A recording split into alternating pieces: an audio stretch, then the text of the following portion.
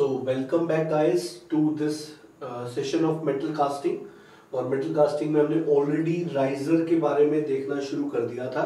Riser क्या होता है कास्टिंग के अंदर, उसका रोल, और मैंने आपको बताया थे उसके फंक्शन। दो फंक्शंस बताए थे। पहला ये कि वो श्रिंकेज के दौरान जो पहली दो स्टेजेस होती हैं उसके दौरान मोल्टन मेटल को सप्लाई करता है। दूसरा, राइजर के लेवल को देख करके हमें पता लगता है कि कास्टिंग फुल है या नहीं। And my dear, riser design के बहुत सारे मेथड्स मैंने आपको बताए थे, जिनमें से अब हम थर्ड मेथड की तरफ आ गए, जिसका नाम है केन्स मेथड। हम चिवल्डो मेथड पे न्यूमेरिकल्स अभी भी करते रहेंगे साथ साथ, बट पहले देख लेते हैं केन्स मेथड क्या बोलता है। तो माय डियर, इसको एम्पेरिकल रिलेशन मेथड भी बोलते हैं, और बेसिकली यहाँ पर केन्स ने एक एम्पेरिकल रिलेशन या फिर बोले एक एक्सपेरिमेंटल कर्व भी दिया था। और जो एक्सपेरिमेंटल कर्व है उसमें उन्होंने वाई एक्सिस में रखा था वॉल्यूम रेशियो को। तो y को उन्होंने डिफाइन किया, it is volume ratio, and my dear this volume ratio is given as volume of riser to the volume of casting. And my dear x axis पे उन्होंने रखा था x as equals to freezing ratio. And my dear, अगर हम यहाँ पर freezing ratio को define करते हैं तो जो फ्रीजिंग रेशियो है ये रेशियो होता है एक which is defined as volume बटे surface area of riser to the volume बटे surface area of casting. And my dear, मैं आपको एक बात बता दूं, वॉल्यूम बटे सरफेस एरिया को हम मॉड्यूलस जनरली डिफाइन करते हैं। Modulus is the name given to the ratio volume by surface area. तो आप इसको ऐसे भी बोल सकते हो, it is modulus of riser to the modulus of casting. And my dear, at the same time आप एक बात जानते हो कि सरफेस एरिया बटे वॉल्यूम को ऑलरेडी डिफाइन किया था कुछ इस तरीके से केन्स ने कि जो कूलिंग कैरेक्टरिस्टिक्स होते हैं they are directly proportional to surface area बटे वॉल्यूम। तो माय डियर, सरफेस एरिया बटे वॉल्यूम में अगर सरफेस एरिया ज्यादा होगा तो कूलिंग कैरेक्टरिस्टिक ज्यादा होंगे और टाइम रिक्वायर्ड फॉर सॉलिडिफिकेशन कम होगा। और आप देख रहे हो कि जो कूलिंग कैरेक्टरिस्टिक है उसका इनवर्स है मॉड्यूलस। सो माय डियर, अगर सरफेस एरिया ज्यादा, कूलिंग कैरेक्टरिस्टिक ज्यादा और मॉड्यूलस हो जाएगा कम। और कूलिंग कैरेक्टरिस्टिक ज्यादा मतलब सॉलिडिफिकेशन टाइम कम, तो मॉड्यूलस कम तो सॉलिडिफिकेशन टाइम कम, मॉड्यूलस ज्यादा तो सॉलिडिफिकेशन टाइम ज्यादा। मतलब it implies that if solidification time ज्यादा चाहिए तो मॉड्यूलस ज्यादा होना चाहिए, सॉलिडिफिकेशन टाइम कम चाहिए तो मॉड्यूलस कम होना चाहिए। और हम जानते हैं कि हम चाहेंगे कि राइजर कास्टिंग के बाद सॉलिडिफाई हो, तभी तो राइजर अपने फंक्शन परफॉर्म कर पाएगा। तो अगर ऐसा है तो माय डियर, हम हमेशा चाहेंगे जो फ्रीजिंग रेशियो है वो 1 से बड़ा होना चाहिए। तो राइजर का जो मॉड्यूलस है वो कास्टिंग के मॉड्यूलस से हमेशा ज्यादा ही होना चाहिए, तभी हमारी कास्टिंग जो है एक अच्छी कास्टिंग कहलाएगी, साउंड कास्टिंग कहलाएगी, वरना ये कास्टिंग डिफेक्टिव कहलाएगी। माय डियर, इन दोनों के बीच में जो एक्सपेरिमेंटल कर्व प्लॉट किया गया जिसको हम केन्स कर्व बोलते हैं वो कुछ इस तरीके का आया कर, इसको हम केन्स कर्व बोलते हैं। And my dear, according to Caine's ये जो कर्व है ये बताता है कि इस कर्व के इस साइड वाली कास्टिंग जो है वो डिफेक्टिव है, एंड माय डियर इस साइड वाली कास्टिंग जो है वो साउंड है। अब इसको समझाने के लिए जस्ट मैं एक आपको एग्जांपल दे रहा हूँ। जैसे मैंने आपसे कहा, मान लो हम इस वॉल्यूम रेशियो की बात कर रहे हैं, तो इस वॉल्यूम रेशियो में अगर आप इस एक्स के इधर रहते हो लेफ्ट में और इस एक्स के राइट में, तो उससे फर्क क्या पड़ेगा ये समझना जरा। यहाँ पे अगर x ज्यादा होने का मतलब है फ्रीजिंग रेशियो ज्यादा, मॉड्यूलस ऑफ राइजर और मॉड्यूलस ऑफ कास्टिंग ज्यादा, मतलब मॉड्यूलस ऑफ राइजर कास्टिंग से ज्यादा होगा। और ऑब्वियस सी बात है, राइजर का मॉड्यूलस ज्यादा मतलब राइजर देर से सॉलिडिफाई होगा, और ये एक साउंड कास्टिंग के लिए जरूरी भी है। So my dear, this is why this is sound casting and here it is defective. And my dear, जो रिलेशन है, the relation between x and y is defined as x is equals to a by y minus b plus c। यहाँ पर जो a, b और c है my dear, इसको बोला जाता है Caine's constant. And my dear, जो केन कांस्टेंट होते हैं इनकी वैल्यू डिफरेंट होती है फॉर डिफरेंट मटेरियल्स, और ये वैल्यूज हमें डेटा बुक्स से मिलती है, इसलिए ये केन्स मेथड कन्वेंशनल के लिए ज्यादा पूछा जाता है, ऑब्जेक्टिव में तो आज तक नहीं आया। और माय डियर, अगर हम केन्स मेथड की बात करें फिर भी मैं आपको कुछ प्रैक्टिस सेट में 2 क्वेश्चन जरूर डालूंगा इसके, ताकि आपको कुछ नया सीखने को मिले। बट आप चाहें तो इसको ऑब्जेक्टिव के लिए नेग्लेक्ट या इग्नोर कर सकते हैं, बट केन्स मेथड से ऑब्जेक्टिव आने के चांसेस बहुत कम है। और डेटा बुक वगैरह अगर आपको मिलती, ऑब्वियसली बात है वो तो नहीं मिलेगी, बट कई बार ऐसा भी हो सकता है क्वेश्चन दे दे और एबीसी की वैल्यू आपको मेंशन कर दे। तो जिस तरीके से अगर आप एबीसी की वैल्यूज की रेंजेस के बारे में आइडिया चाहते हैं तो माय डियर, मैं फॉर एग्जांपल आपको स्टील और एल्यूमिनियम की कुछ वैल्यूज बता देता हूँ, और ये वैसे मैं डेटा बुक से मिलती है तो मैं याद नहीं करनी, इस चीज को माइंड करें। जैसे स्टील और एल्यूमिनियम दोनों के लिए ही ए जो है 1.0, this is 0.08, this is 0.06, for C की अगर हम बात करें माय डियर, तो इसकी जो वैल्यू होती है, it is not 1, it is basically 0.1. So for this is 0.1, 0.1, 0.08, 0.06 and C is 1 and 1.08. These are the example values for ABC of ABC for steel and aluminium. So my dear, this curve is known as Gaines curve और ये experimental curve है my dear. अगर हम बात करते हैं simple shapes के लिए, तो सिंपल शेप्स के लिए हम इस मेथड को यूज कर सकते हैं for design of riser. Target हमारा होता है कि किसी फ्रीजिंग रेशियो की एक वैल्यू हमें पता है तो उसके लिए वॉल्यूम रेशियो का आइडिया लगेगा, और वॉल्यूम रेशियो अगर हमें पता है तो वॉल्यूम ऑफ राइजर भी you need to find out. Volume of riser निकालना ही डिजाइन करना होता है बेसिकली. सो माय डियर, अब सिंपल शेप्स के लिए तो ये सही है, बट अगर कॉम्प्लेक्स ज्योमेट्रीज के लिए बात करें तो कैलकुलेशन बहुत ही डिफिकल्ट हो जाएगा इस मेथड से. तो कॉम्प्लेक्स शेप्स के लिए जनरली हम इस मेथड को यूज नहीं करते हैं, पर ऑलरेडी एक बनी हुई कास्टिंग के लिए, बने हुए राइजर के लिए हम इस कर्व को या इस मेथड को यूज करके ये जरूर बता सकते हैं कि वो कास्टिंग जो है वो साउंड है या डिफेक्टिव. तो उस चीज में तो हमेशा यूजफुल रहेगा. बट माय डियर, इसको लेटर ऑन और इम्प्रूव किया गया, इसको मॉडिफाइड केन्स मेथड या फिर बोला जाता है नेवल रिसर्च लेबोरेटरी मेथड, या फिर कई बार उसको बोलते हैं शेप फैक्टर मेथड.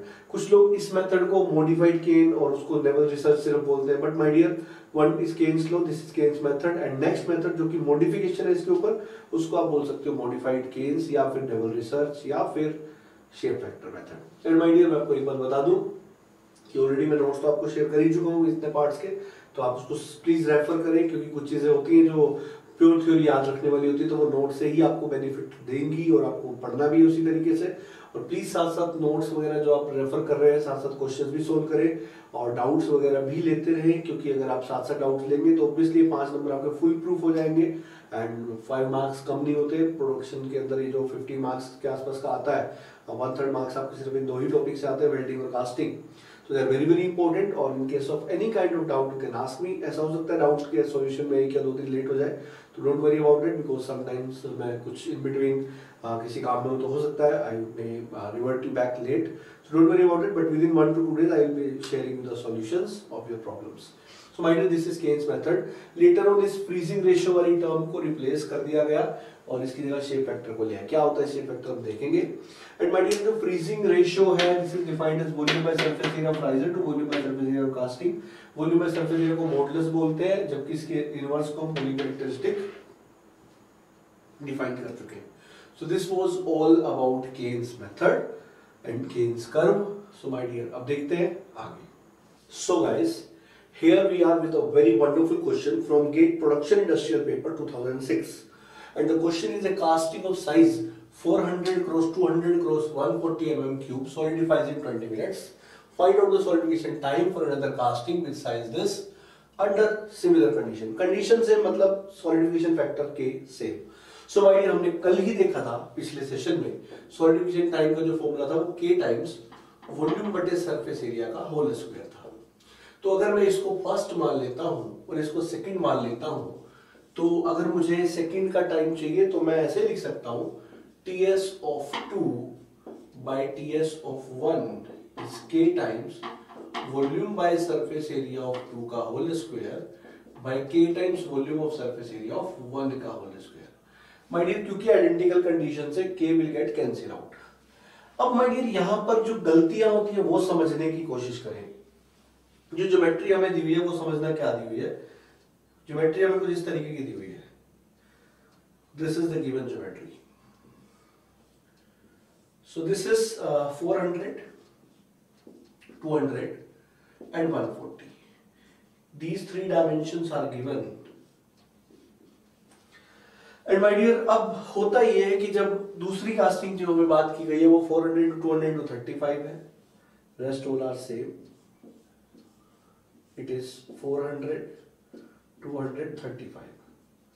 तो जनरली जैसे हमें पढ़ने की आदत होती है, हम क्या सोचते हैं, ठीक है वॉल्यूम हो गया कितना 400 to 200 to 140 and what we see is कि एरिया हो गया 400 to 200. हम इसको सिलेंडर की तरह फील करने लग जाते हैं, क्योंकि जब आप सिलेंडर की बात करें तो इस तरीके से मतलब पाई आर 2 पाई आर एच करके करते हैं. कुछ इस तरीके से सोचते हैं, कुछ सोचते हैं कि एरिया इंटू लेंथ वॉल्यूम होता है तो एरिया ले लेंगे. बट माय डियर, मैं आपको बताना चाहूंगा, जब मैं सरफेस एरिया की बात कर रहा हूँ, क्रॉस सेक्शनल एरिया की बात नहीं हो रही यहाँ पर. अगर क्रॉस सेक्शन एरिया होता तो ठीक है, आप बोल देते 400 क्रॉस 200 या 200 क्रॉस 140 या 400 cross 140, depending on the cross section you are selecting. But जब मैं सरफेस एरिया की बात कर रहा हूं माय डियर, तो अगर ये एक क्यूबिकल बॉडी है तो इसके एक नहीं 6 सरफेस है, 1 2 3 4 5 और 6, और ये जो 6 सरफेस है, 6 के 6 सरफेस से हीट का लॉस हो रहा है, तो माय डियर सरफेस एरिया में 6 सरफेस ऐड होंगे। बस इस क्वेश्चन में अगर आप ये बात समझ गए तो बाकी कुछ भी नहीं बचता। और इस क्वेश्चन में मेजॉरिटी स्टूडेंट यही गलती करते हैं कि वो सरफेस एरिया को क्रॉस सेक्शन एरिया मान लेते हैं, और ये गलती हो जाती है। दूसरी गलती, स्क्वायर नहीं लेते। अब इनमें से कुछ भी ये गलती करोगे तो इनमें से कोई और ऑप्शन आंसर आ जाएगा जो रियल में आंसर नहीं होगा, and you will be having negative marking. तो अगर नेगेटिव मार्किंग से बचना तो इस बात का इस क्वेश्चन में ध्यान रखना है। और ये क्वेश्चन कराने का लॉजिक रीजन सब यही है कि मैं आपको ये चीज बता पाऊं जो गलती हम लोग मेजरली करते हैं इस तरह के क्वेश्चंस में। एंड माय डियर, अब अगर हम इसकी वैल्यूज को पुट करें तो देखना कैसे करेंगे। वॉल्यूम सबसे पहले देखो क्या है, 400 क्रॉस 200 क्रॉस 140, ये तो हो गई वॉल्यूम। अब divide by surface area. Surface area देखो क्या होगा, आपको पता है कि ये मैंने 3 सरफेस दिखाया है, ऐसे इनके बैक पार्ट्स होंगे, मतलब 3 तरह के 2-2 सरफेस बनते हैं। तो हम अगर ये करेंगे 2 से मल्टीप्लाई कर दे, 3 सरफेस कौन कौन से, 400 क्रॉस 200, फिर प्लस 400 क्रॉस 140, फिर प्लस 200 क्रॉस 140। अब ये 3 तरह के माय डियर 2-2 सरफेस हो गए। अब वॉल्यूम बटे सरफेस एरिया का ये स्क्वायर हो गया। बट ये मैंने शायद 1 के ले लिए, मुझे 2 के लेने चाहिए थे, तो 140 को मैं रिप्लेस कर देता हूँ 35 से, क्योंकि सेकंड वाले में 35 है। तो 140 जहां जाए वहां पे 35 आ जाएगा।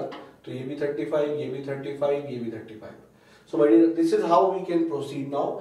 अब ये हो गया वॉल्यूम बाय सरफेस एरिया, और दूसरे वाले का जब लिखोगे तो लिखोगे 400 cross 200 cross 140, this is volume, divided by surface area is 2 into 400 into 200 plus 400 into 140 plus 200 into 140, 3 तरह के 2 surface. And my dear, you are going to square this. And my dear, अब आपको TS 120 मिनट दिया हुआ है और आपको TS 2 पूछा है। इस क्वेश्चन में कुछ भी नहीं है, अगर बस आप सरफेस एरिया की वैल्यू सही से पुट कर दो तो my dear solid division time for 2 जो आ जाएगा that will come out to be equal to, calculation मैं नहीं कर रहा हूं, ये काम आप ही को करना है, पेपर भी आप ही को देना है, तो कैलकुलेशंस में उम्मीद करता हूं आपको कोई दिक्कत आएगी भी नहीं।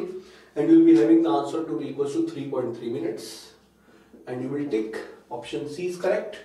सो my dear, this is how such kind of questions can be done. जैसा मैंने कहा, एक एक मेथड के साथ साथ क्वेश्चंस भी देखते हुए चलेंगे और आगे बढ़ते हैं। चलिए देखते हैं व्हाट इज नेक्स्ट मेथड। उसका फिर 1-2 क्वेश्चन देखेंगे। तो चिवरिनोव पे बहुत सारे क्वेश्चन है मेरे पास आपको कराने के लिए। And my dear, at the same time मैं कल या परसों within 1 or 2 days I am going to provide you the previous years question of metal casting, as well as I have also promised you to provide a practice set for welding. But my dear, that I am going to provide after the test. Yes, some students are requesting to extend the date of test, so I am planning for that. I will be announcing that in the group. 2 या 3 दिन आपको और दिन मिल सकते हैं welding के लिए. Then we will be having a test, and after the test, just within 1 to 2 days we will be having a practice session of welding, जिसमें 1-2 नई चीजें आपको फिर से मैं सिखाऊंगा। और उसके बाद वेल्डिंग और कास्टिंग में आप फुल प्रूफ रहेंगे। कोई भी चीज अगर आ जाती है तो 5 नंबर आपकी श्योरिटी है। बस इनको अच्छे से प्रिपेयर करें, फिर हम आगे देखते हैं। प्रोडक्शन बहुत बड़ा सब्जेक्ट है और एक एक करके हम आगे वाले टॉपिक्स में भी जाएंगे और बहुत अच्छे से जाएंगे। But my dear, at the same time you need to prepare well.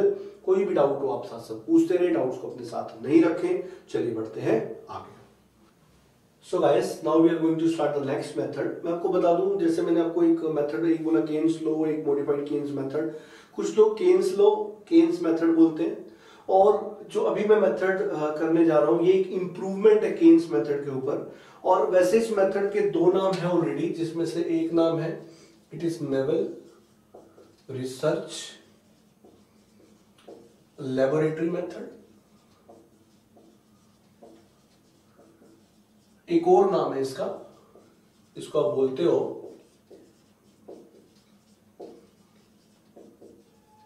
Shape factor method. And my dear, कुछ लोग जब केन्स लॉ के बाद जो हमने मेथड पढ़ा उसको केन्स मेथड एम्पिरिकल रिलेशन वाले को बोलते हैं। तो उसको जब वो केन्स मेथड बोलते हैं तो इसको मॉडिफाइड केन्स मेथड बोलते हैं कि केन के मेथड पे वो एक मॉडिफिकेशन है ये वाला मेथड। बेसिकली आपने देखा था जो हमने केन्स मेथड पढ़ा था एम्पिरिकल रिलेशन वाला, उसमें हमने यहां पर रखा था वॉल्यूम रेशियो को और यहां पर रखा था फ्रीजिंग रेशियो को, और इस तरीके का एक कर्व ऑब्टेन किया था। और मैंने आपको बताया था वैसे फ्रीजिंग रेशियो हमेशा 1 से बड़ा ही रहता है, पर अगर हम यहां पर कंपेयर करें तो यहां साउंड कास्टिंग मिल रही थी आपको और यहां पर मिल रही थी डिफेक्टिव कास्टिंग। और अब दिक्कत ये माय डियर, जैसे एक्स है freezing ratio, this is y volume ratio, तो इस कर्व को यूज करके हम बेसिकली पता लगा सकते हैं जनरली राइजर के डिजाइन के लिए। बट क्योंकि बिग रिलेशंस को यूज जब हम करते हैं तो सिंपल शेप्स के लिए तो ये काम बड़ा आसान होता है, सिंपल शेप्स के लिए कैलकुलेशन बहुत इजी होती है। बट जैसी शेप थोड़ी सी कॉम्प्लेक्स होती है तो माय डियर कैलकुलेशन इस मेथड से मुश्किल होने लगती है। और जब कैलकुलेशन इस मेथड से मुश्किल होने लगती है माय डियर, ऐसे केसेस के अंदर फिर हम इस मेथड को यूज करते हैं। और ये मेथड क्या करता है, इस टर्म को जिसको हम फ्रीजिंग रेशियो बोलते हैं, इसको रिप्लेस कर देता है शेप फैक्टर से। और ये जो शेप फैक्टर है जब ये रिप्लेस करता है इस फ्रीजिंग रेशियो को शेप फैक्टर से, तो इस मेथड को हम शेप फैक्टर मेथड या नेवल रिसर्च लेबोरेटरी मेथड बोलते हैं। और ये कॉम्प्लेक्स शेप्स के लिए ज्यादा अच्छा और कारगर सिद्ध होता है, ज्यादा इजी रहता है। अब इसमें हमें कुछ नहीं करना होता, हमें बस उस शेप की जो हम बात कर रहे हैं शेप फैक्टर कैलकुलेशन करना होता है। और एक बार शेप फैक्टर हमें पता लग गया आइडिया, तो शेप फैक्टर जब हमें पता लग जाता है तो उसके हिसाब से हमें वॉल्यूम रेशियो पता लग जाएगा। अब volume of casting will be knowing, volume of riser we can calculate using this. जैसे मैंने आपसे कहा कि हमारे पास ये आ जाता है शेप फैक्टर।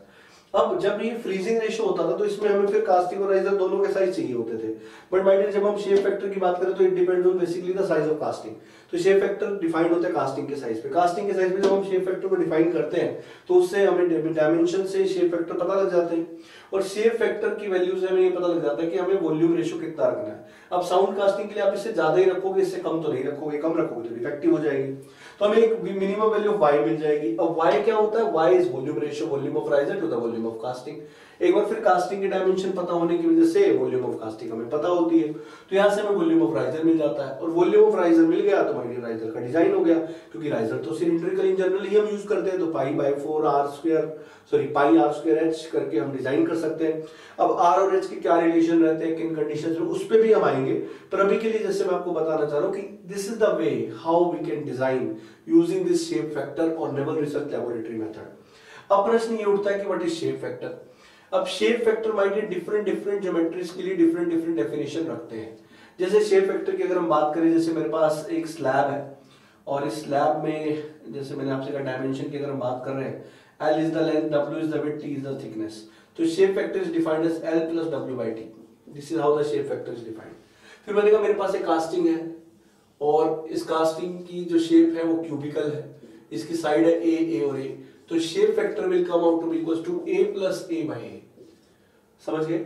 इसी तरीके से माइंड कुछ और शेप्स के लिए मैं लिख रहा हूं, जैसे मैंने आपसे कहा लेटेस्ट से we are having a sphere shape, a sphere is there.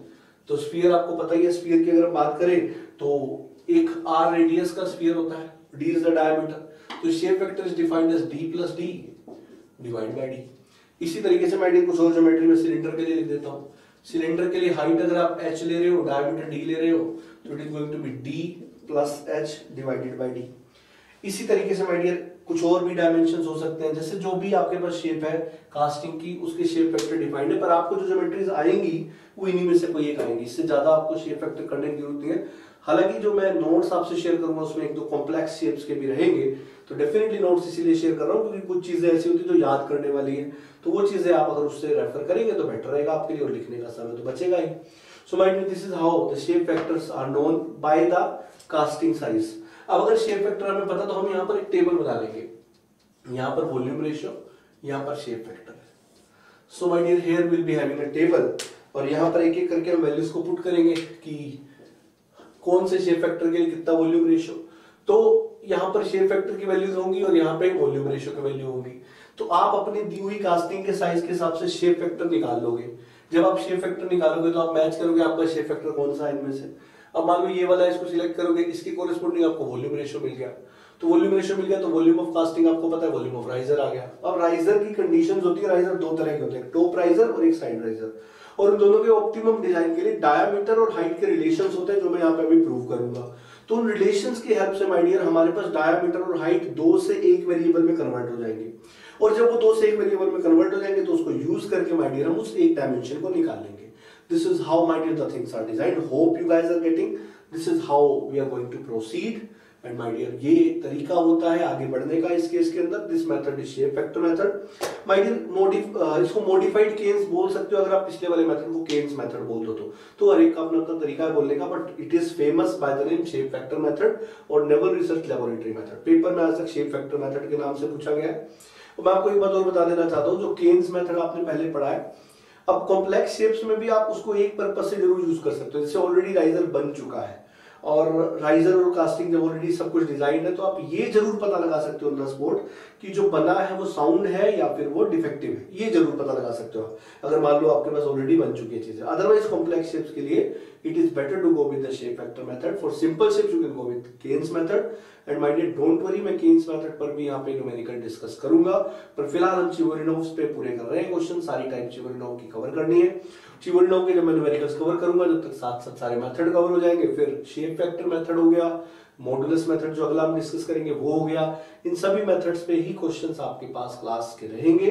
And my dear फिर जब आप प्रीवियस ईयर्स गेट के क्वेश्चंस करेंगे, कोई डाउट आएगा तो आप पूछें और साथ साथ अपने डाउट्स क्लियर करते रहे। कुछ लोगों ने मुझे डाउट्स वेल्डिंग के पूछे तो मैं डेफिनेटली उनके आंसर करने जा रहा हूँ। 1 या 2 दिन का गैप हो सकता है, sometimes I am in between of some work, तो इसके कारण क्योंकि साथ साथ आप लोगों की टेस्ट भी बना रहा हूँ तो इन सब चीजों में हो सकता है 1-2 दिन का आपको गैप लगे, but definitely you are going to get the solutions very soon, so don't worry about that. चलिए देखते हैं आगे।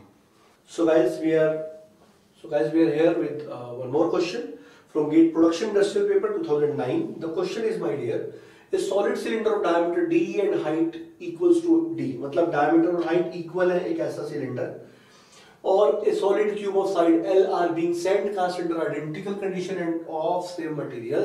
Assume there is no superheat. Find out solidification time of cylinder to that of the cube. और no superheat इसलिए बोला है कि भाई जो सॉलिडिफाई हो रहा है मतलब मोल्टन मेल्टिंग पॉइंट टेम्परेचर से ही हो रहा है दोनों, क्योंकि सेम मटेरियल अगर एक का सुपरहीट ज्यादा हो दूसरे का कम तो ऑब्वियसली टाइम भी उनके अलग अलग हो जाएंगे, इसलिए इस चीज को मेंशन माय डियर करने की कोशिश की गई है। अब हम देखते हैं सॉलिडिफिकेशन टाइम के रेशियो कैसे निकलेंगे।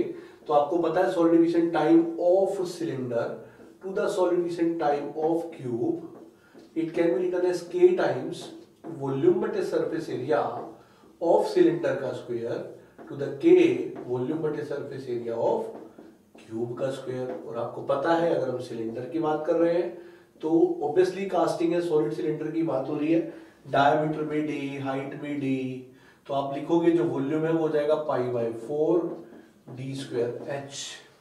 सरफेस एरिया हो जाएगा, आपको पता है दो तो ये सरफेस है सीधे सीधे सिलेंडर का, एक ये वाला सरफेस एक इधर वाला सरफेस, तो इट इज 2 π/4 d स्क्वायर, और एक ये वाला πdh वाला, तो it is πdh। So my dear मैं h बोल के d लिख रहा हूं क्योंकि दोनों बराबर दिए हुए हैं। दिस इज π/4 d क्यूब, और इसको अगर आप देखेंगे तो दिस इज 2 से 2 कैंसिल आउट, तो it is π/2 d square πd square, so 3π/2 d square. And my dear this is the case with cylinder. Now the case with cube. Cube की अगर हम बात करते हैं माय डियर, तो क्यूब की साइड आपको दी हुई है a, तो आप लिखेंगे volume is a cube, surface area is 6a square. क्यों? क्योंकि माय डियर a स्क्वायर के एरिया के 6 सरफेस, तो आप लिखेंगे वॉल्यूम ऑफ सरफेस एरिया की वैल्यूज को ts of cylinder, ts of cube, it is equal to volume by surface area of cylinder. सबसे पहले सिलेंडर की वैल्यू पुट करते हैं, π/4 d cube by 3π/2 d square का whole square divided by a cube, बल्कि a की जगह side में l दी हुई है शायद, तो अगर l दी हुई है तो l ही रखते हैं, l cube by 6l square, yes का whole square is equals to pi से पाई खत्म और 2 से 2 खत्म, it will be d square से d स्क्वायर खत्म, and will be having here 2/3, और जब हम इसको कैंसिल आउट करेंगे तो ये आ जाएगा बेसिकली 3 से कैंसिल करेंगे 2 और 2 से 2 खत्म। So my dear you will be having d/l, क्योंकि l स्क्वायर से l खत्म हो जाएगा, d/l का whole square. So the answer is d। So my dear wonderful question it was, और इसी तरह के क्वेश्चंस आते हैं गेट में। चलिए देखते हैं। Next method is modulus method. चलिए so guys let us have a question from GATE mechanical 2015 paper of shape factor method. और जैसा मैंने आपसे कहा इन मेथड्स में अभी रिसेंट में क्वेश्चन आने लगे, 2015 का एक क्वेश्चन है। The dimension of A cylindrical side riser, he has mentioned height बराबर डायमीटर, और अगर वो मेंशन नहीं करता है तो नेक्स्ट मेथड जो मेथड नंबर 6 पढ़ेंगे मॉडुलस मेथड के बाद माय डियर, उसमें मैं आपको बताऊंगा कि साइड राइजर और टॉप राइजर में हाइट और डायमीटर के कौन से रिलेशन ऑप्टिमम कंडीशंस में होते हैं, तो उनको आप डायरेक्टली यूज कर पाएंगे ऐसे केसेस में। For a 25 cross 15 cross 5, this is the size of basically volume of casting is mentioned to you. Steel is the material, are to be determined. Riser का dimension हमें पता लगाना है। For the tabulated shape factor values, diameter of riser is, देखो my dear, shape factor volume ratios की value आपको दी हुई है। और सबसे पहले जैसा मैंने आपसे कहा था कि अगर शेप फैक्टर मेथड पे क्वेश्चन आता है तो हम कास्टिंग के साइज को यूज करके शेप फैक्टर की वैल्यू निकालते हैं। और ऐसे केसेस के लिए मैंने आपको बताया था जो शेप फैक्टर होता है, that shape factor comes out to be equals to L plus W divided by T. L is basically 25, W is 15, T is 5. Thickness is the smallest one, and my dear 40 by 5 it is 8. तो my dear इस table में देखें तो ये है shape factor 8 और उसके corresponding जो वॉल्यूम रेशियो मिला है Y, which is volume of riser to the volume of casting, it is 0.5. So my dear, volume of riser is 0.5 times volume of casting. Volume of riser is pi by 4 d square h, h is d, is equals to 0.5 volume of casting, my dear, is 25 cross 15 cross 5. By using this you can find out the diameter, and what I will be getting as the answer, I am going to give you to this answer is going to be 10.6. So my dear, by putting this you will be having d to be 10.6 centimeters. So my dear, this is how such kind of questions will be done, and hope you guys are enjoying this. And my dear, इसके just बाद अब जो हम बात करने जा रहे हैं वो बात करने जा रहे हैं मॉडुलस मेथड की। तो I feel this is method number 5, modulus method. And my dear, already मैं मॉडुलस को डिफाइन कर चुका हूं। केन ने डिफाइन किया था कूलिंग कैरेक्टरिस्टिक्स को। बेसिकली उन्होंने cooling characteristic directly proportional to बोला था, it is directly proportional to surface area to the volume. और मैंने आपसे कहा पिछले केस में कि modulus is defined as volume बटे सरफेस एरिया। तो आपको पता है कि volume by surface area is just opposite to cooling characteristic. हम जानते हैं कूलिंग कैरेक्टरिस्टिक, सबसे पहले देखो हम जानते हैं surface area for a given volume अगर ज्यादा होगा, कूलिंग कैरेक्टरिस्टिक ज्यादा होंगे, टाइम फॉर सॉलिडिफिकेशन कम होगा। और अगर मॉडुलस कूलिंग कैरेक्टरिस्टिक का अपोजिट है तो मॉडुलस कम होगा तो सॉलिडिफिकेशन टाइम भी कम होगा। मतलब मॉडुलस अगर ज्यादा है तो सॉलिडिफिकेशन टाइम ज्यादा है, मॉडुलस अगर कम है तो सॉलिडिफिकेशन टाइम कम है। अब हम ये चाहते हैं कि राइजर कास्टिंग के बाद सॉलिडिफाई हो, तो राइजर अगर कास्टिंग के बाद सॉलिडिफाई हो तो राइजर का मॉडुलस ज्यादा होना चाहिए, कास्टिंग का कम। तो ये तो तय है माय डियर, राइजर के किसी भी डिजाइन की प्रॉब्लम में राइजर का modulus should always be more than riser casting का modulus. But my dear, for a safe side we take 20% more, means we generally define for this method that modulus of riser should be more than or equals to 1.2 times of modulus of casting। और इस method को use करके आप riser के dimensions को calculate कर सकते हो अगर आपसे कहा जाता है यूजिंग मॉडुलस मेथड। और माय डियर, आप किसी और मेथड से भी अगर करते हो तो भी मॉडुलस ऑफ राइजर को मॉडुलस ऑफ कास्टिंग से बड़ा होना पड़ेगा। और freezing ratio basically modulus of riser to the modulus of casting ही था, या दूसरे शब्दों में cooling characteristic of casting to the cooling characteristic of riser था। तो मॉडुलस की टर्म में it was the modulus of riser to the modulus of casting. So my dear, I hope you guys are getting these methods. With this we have completed modulus method. Now my dear, we are left with only one method. That method is basically known as shrinkage volume method. That method will give you the relation of कि top riser में और side riser में diameter और height में कौन से relation हमें optimum conditions को देते हैं, इनको हम प्रूव करेंगे। और माय डियर, उस पर एक बेहतरीन सा क्वेश्चन भी देखने वाले हैं। पर पहले हमने जैसे कहा चिवरनोव्स के 1-2 क्वेश्चन हम और करेंगे, और उसके बाद फिर वो जब देखेंगे हम 6 मेथड, उसके साथ हम 6 मेथड के भी क्वेश्चन देखेंगे, और उसके साथ फिर हम बाकी स्टेप्स को कंप्लीट करते हुए कन्वेंशनल कास्टिंग खत्म करके फिर नॉन कन्वेंशनल पढ़ के फिर कास्टिंग डिफेक्ट पढ़ के चैप्टर को खत्म करेंगे। So guys, hope you guys are getting this. This was basically modulus method, and this was a question on shape factor method. चलिए देखते हैं आगे। So guys, here we are with the next question.